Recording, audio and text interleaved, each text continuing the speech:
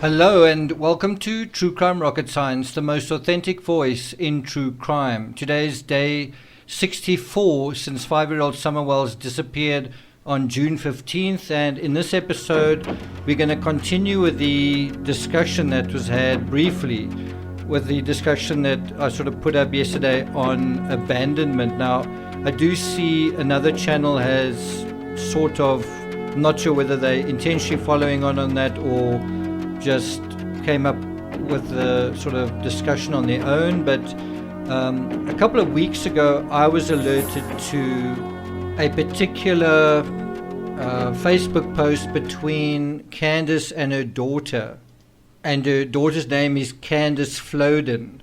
Now, I'm not sure whether I can actually publish that correspondence because she's a minor, but she did say in that correspondence that she was adopted at 6 months. She was put back into foster care at around the age of 12, along with her brother, who is 2 years older than her. And then she was told that her biological mother was a meth head and had abused both her and her brother as babies.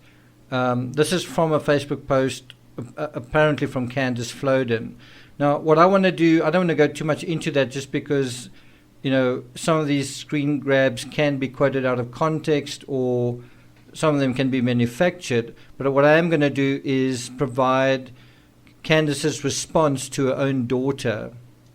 Before we get to that, if you haven't subscribed to the channel, please do like, share, leave a comment, and let's get started. So this was Candus's response to her daughter, Candus, who she had, I think, when she was something like 19 years old or so. She had two children. One was Andrew, and about a year and a half later, about 18 months later, let's call her Candus Jr. And she had these children from a guy, she didn't marry, a guy called Andrew Simon. I think he was 23 years older than her. She was 19, Andrew was 42.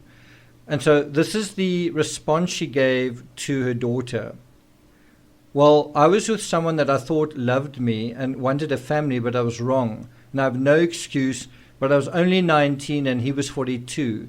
He was into drugs and I didn't know what they were at the time, so I tried it and didn't like it. And I told him I didn't, and he kept telling me if I didn't do them with him, he would take you and your brother away from me. But he was a very controlling person. If I didn't do something right or his way, he berated on me. I tried to leave with you all, but we live a long way out of town and I could never get out. And then the courts got involved and I was given a choice, either let you guys go to a family or they were going to take you. So I signed you over so you all could have a better life and a chance to be better than I was.